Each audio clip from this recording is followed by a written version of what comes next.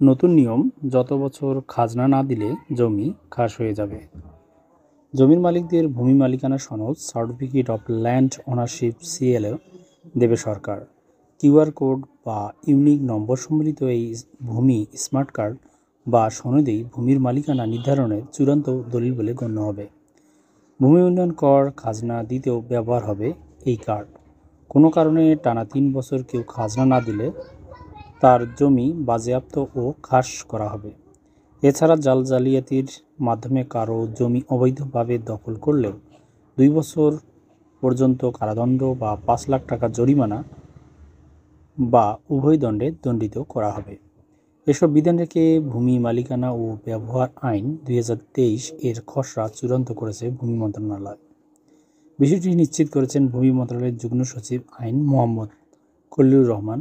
আজকের পত্রিকায় তিনি বলেন, এই আইনের অধীনে সরকার প্রত্যেক জমির মালিককে ভূমির মালিকানা সনদ দেবে।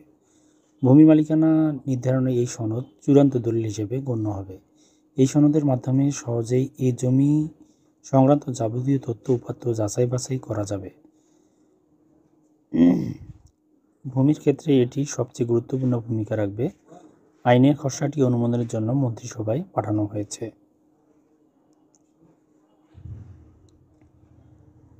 মন্ত্রণালয় সূত্রে বলেছে, অনুমোদনের জন্য শীঘ্রই খসড়াটি মন্ত্রিসভার বৈঠকে উপস্থাপন করা হবে। এই আইন ৩ পার্বত্য জেলার ক্ষেত্রে প্রযোজ্য হবে না। প্রস্তাবিত আইনে বলা হয়েছে, জমি হস্তান্তরের পর নামজারির মাধ্যমে রেকর্ড হালনাগাদ করা সিএলও বা সনদ তৈরি করে ভূমি উন্নয়ন কর দিতে হবে। মালিকানা ও সত্ত্ব পরিবর্তনের সঙ্গে সঙ্গে ভূমির মালিকানা সনদও নিয়মিত হালনাগাদ করা হবে। এজন্য সরকারকে একটি নির্দিষ্ট পরিমাণ ফি দিতে হবে জমি মালিককে। ভূমি হস্তান্তর দলিল বা ওয়ারিশ সনদ বা আদালতের আদেশ বা উপযুক্ত কর্তৃপক্ষের আদেশে সত্ত্ব ও মালিকানা প্রতিষ্ঠার পর বা জরিপে প্রণীত রেকর্ডের পর বিদ্যমান আইনে ভূমির সত্ত্ব ও মালিকানা প্রতি বছর নবায়ন করার বিধান না থাকায় খাজনা পরিশোধের বিনিময়ে যে দাখিলা দেওয়া হয় তা মালিকানার ধারাবাহিকতা বহাল থাকায় অফিসিয়ালি প্রমাণ হিসেবে গণ্য হবে। খসড়ায় কৃষিজমি অধিগ্রহণের কঠোর বিধিনিষেধ আরোপ করা হয়েছে। এতে বলা হয়েছে, সরকারের জরুরি উন্নয়নমূলক কাজে কৃষিভূমির প্রয়োজন হলে অপেক্ষাকৃত অনুর্বর জমি নির্বাচন করা হবে। ২ বা ৩ ফসলি জমি অধিগ্রহণ করা যাবে না। জনস্বার্থে প্রয়োজন হলে ২ বা ৩ ফসলি জমি অধিগ্রহণ করতে ভূমি মন্ত্রণালয়ের অনুমতি নিতে হবে।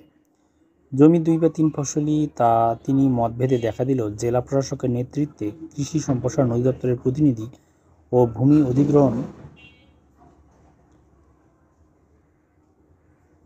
অধিগ্রহণ কর্মকর্তার সমন্বয়ে গঠিত কমিটি সিদ্ধান্ত নেবে। ভূমি শ্রেণীবিন্যাস প্রসঙ্গে খসড়ায় বলা হয়েছে, স্যাটেলাইট ইমেজ ধারণের মাধ্যমে সরকার ভূমির ব্যবহার ভিত্তিক অঞ্চল নির্ধারণ করে ডিজিটাল ম্যাপ প্রণয়ন করবে। জমির ব্যবহার ভিত্তিক মাটির গুণ, প্রকৃতির ব্যবহার বিবেচনায় কৃষি, অকৃষি, আবাসিক সহ ভূমির নানা শ্রেণীবিন্যাস করা হবে। সরকারের অনুমতি ছাড়া কোনো জমির শ্রেণী পরিবর্তন করা যাবে না। তবে ব্যক্তি মালিকানার জমির ১ বিঘা পর্যন্ত শ্রেণী পরিবর্তনের সরকারের অনুমতির প্রয়োজন হবে। এর ব্যত্যয় হলে ১ বছর পর্যন্ত কারাদণ্ড বা ৫০,০০০ টাকা জরিমানা উভয় দণ্ড হবে। খসড়া বলা হয়েছে, অঞ্চলভিত্তিক ডিজিটাল ম্যাপ অনুযায়ী কৃষি জমি সরকারের অনুমতি ছাড়া অন্য কোনো কাজে ব্যবহার করা যাবে না।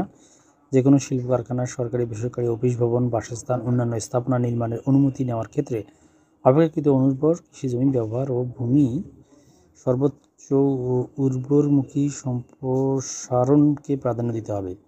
কৃষিজমি সুরক্ষা দিতে গ্রামাঞ্চলের বহুতল ভবন নির্মাণের ক্ষেত্রে ঊর্ধ্বমুখী সম্প্রসারণের উৎসাহিত করতে সহজ শর্তে গৃহঋণের ব্যবস্থা করতে বলা হয়েছে। খসড়ায় আরও বলা হয়েছে, কোনো ব্যক্তি বা পরিবার বা প্রতিষ্ঠানের চলাচলের পথ বন্ধ হয়ে গেলে পক্ষরা আলোচনা করে স্থানীয় সরকার প্রতিষ্ঠানের মধ্যস্থতায় বাজারমূলক ক্ষতিপূরণ বিনিময়ে ন্যূনতম চলাচলের পথ দিতে হবে। কোনো পক্ষ রাজি না হলে অপরাধ হিসেবে গণ্য হবে। এজন্য ১ বছর পর্যন্ত বা ৫০,০০০ টাকা জরিমানা উভয় দণ্ডে দণ্ডিত হবেন।